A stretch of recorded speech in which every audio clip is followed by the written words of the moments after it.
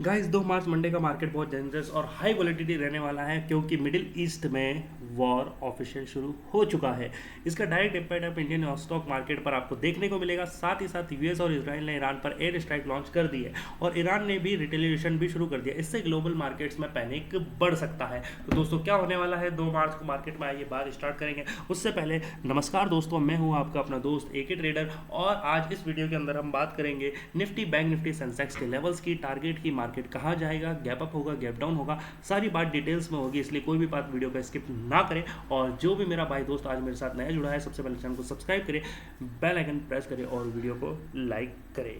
दोस्तों current situation के अगर अकॉर्डिंग देखा जाए तो यूएस इजराइल ने ईरान पर स्ट्राइक कर दी। ईरान ने मिसाइल से जवाब भी दिया है जिसकी वजह से मिडिल ईस्ट में फुल टेंशन बढ़ा हुआ है और क्रूड ऑयल जो है वो बूस्ट कर रहा है। इससे में इस कंडीशंस में क्या होता है, इंडिया के लिए बहुत नेगेटिव इंपैक्ट रहता है क्योंकि क्रूड ऑयल बूस्ट करेगा तो एफआईआई सेलिंग करते हैं, इन्फ्लेशन प्रेशर भी बढ़ता है और मार्केट वॉलेटिलिटी भी बढ़ती है। अब दोस्तों बात ये आती है कि जो निफ्टी फ्राइडे को यहाँ 181 के आसपास बंद हुआ है, ये मंडे को हाई प्रोबेबिलिटी है कि गैप डाउन ओपनिंग दे due to US Iran pressure.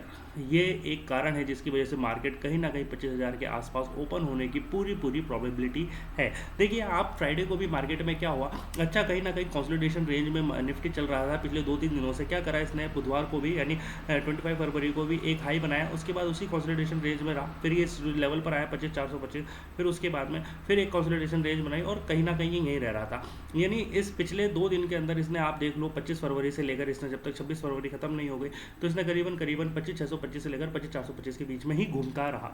पर जैसे ही न्यूज़ आई ईरान के ऊपर अटैक की तो मार्केट ने एक सडन फॉल बनाई। उसके बाद ये लेवल्स था इसका एक अच्छा, उसको ब्रेक किया, उसके ऊपर थोड़ा सी देर कंसोलिडेशन किया, पर एक बार जैसे ही वो रिटेस्ट हुआ 25,337 340 का लेवल, उसके बाद में बड़ी कैंडल बनी 15 मिनट्स की जो करीबन सीधे मार्केट को 25,150 के आसपास ले आई। ये बहुत बड़ा इम्पैक्ट था इंडियन मार्केट में कि ये जैसे ही आया उसके बाद मार्केट धड़ाम से नीचे आया और अपने पास 25,181 पर आकर क्लोज हुआ। हालांकि यहाँ से इसने सपोर्ट लिया, इसका जो अच्छा लेवल है 25,150, मेरी बहुत सारी वीडियोस में आपको दिखा रखा होगा मैंने। पहले भी जब ईरान यूएस टेंशन हुआ था ना दोस्तों, तब भी निफ्टी में शार्प फॉल आया था और इन्वेस्टर्स के लगभग 6.1 लाख करोड़ तक की वेल्थ लूज हो गई थी। अभी भी क्लियर है कि निफ्टी में अगर इंपॉर्टेंट सपोर्ट लेवल्स ब्रेक कर चुका है, जो कि मेरा सबसे इंपॉर्टेंट था वो 25,320 के आसपास था, जो ये लेवल ब्रेक कर चुका है। वीकनेस कंफर्म हो चुकी है, वॉलेटिलिटी हाई रहेगी और 25,150 के नीचे तो ये और वीक हो जाएगा।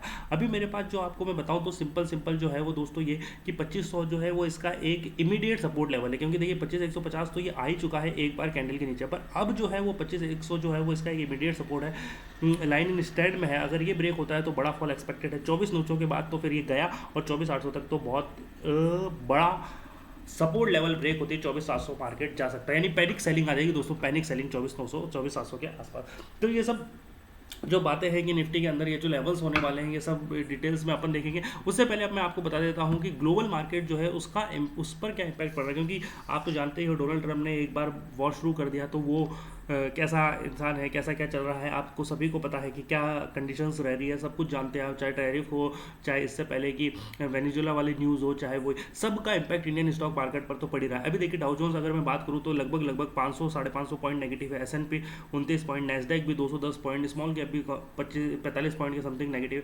तो कहीं ना कहीं मार्केट पे जो है वो इम्पैक्ट आना शुरू हो चुका है। अगर ये इम्पैक्ट आप यूएस मार्केट पे देख रहे हो दोस्तों तो इसका जल्दी ही इम्पैक्ट आपको इंडियन मार्केट पे भी देखने को मिलेगा। ये देख सकते हैं आप, यूरोपियन मार्केट भी कहीं ना कहीं अभी थोड़ा बहुत नेगेटिव है। तो वो सारी न्यूज़ जो है वो ओवरऑल अगर बात की जाए तो कहीं ना कहीं रिलेट करती है किससे, यूएस मार्केट से ही दोस्तों। यूएस मार्केट पर अटैक्स के बाद में देखिए हिंदुस्तान टाइम्स में मैं लाइव न्यूज़ आपके सामने की, 1 killed in Abu Dhabi, Dubai airport suspend ops amid Iran strike, Bahrain evacuate twine. यानी अभी तक एक जना जो है, अभी तक ऐसे कंफर्मेशन आ रही है कि किल हो चुका है। अगर ऐसा रहा तो बहुत तेज़ी से इंडियन स्टॉक मार्केट में मंडे को बड़ा फॉल आ सकता है। The US Israel Iran conflict rapidly spread beyond Iran borders, Iran permanently revolutionary guard said it the launch of first wave of drones and missile.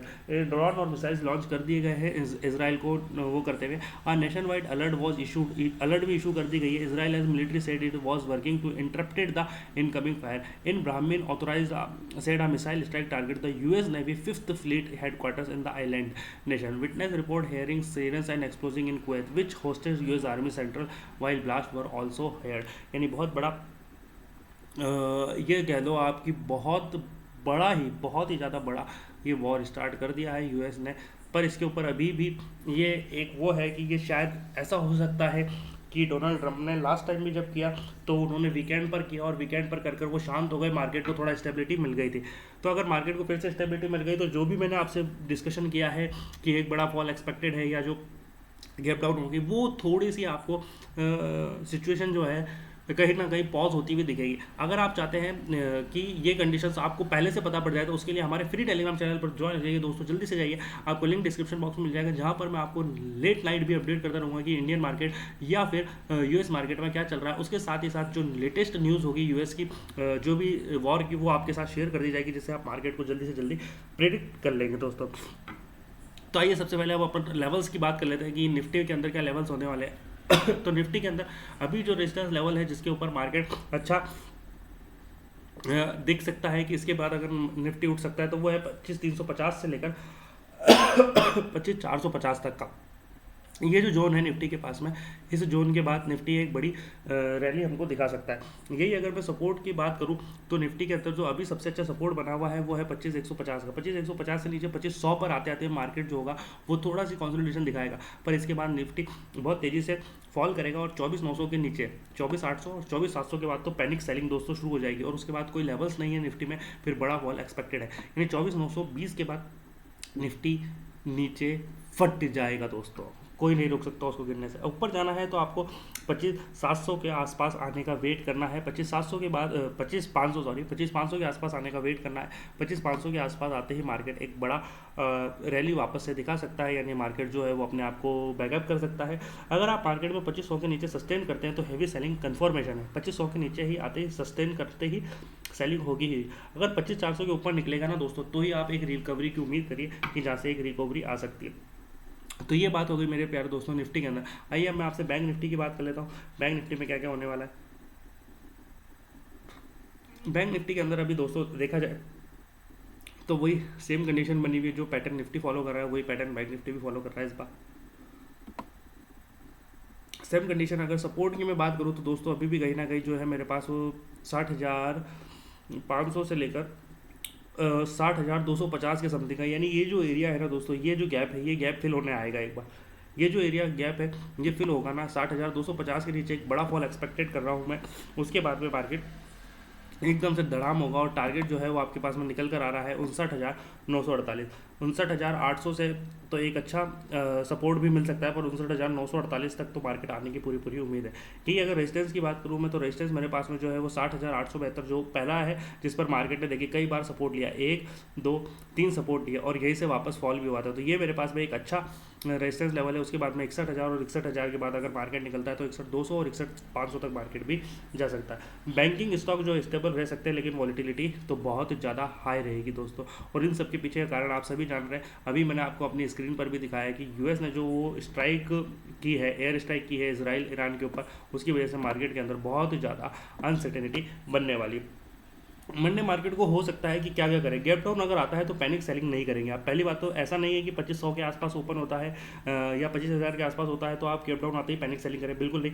Pull back पर cell opportunity आप दे सकते हैं। ऐसा हो कि कहीं ना कहीं मार्केट आए 2500 के आसपास और यहाँ से पुल बैक ले 25,150 या 25,200 या 25,300 तक भी आ जाए, तो यहाँ से रिटेस्ट होने के बाद एक सेलिंग अपॉर्चुनिटी आप देख सकते हैं और वो सेलिंग अपॉर्चुनिटी आपको अच्छा टारगेट देगी और टारगेट होंगे 24,920 तक।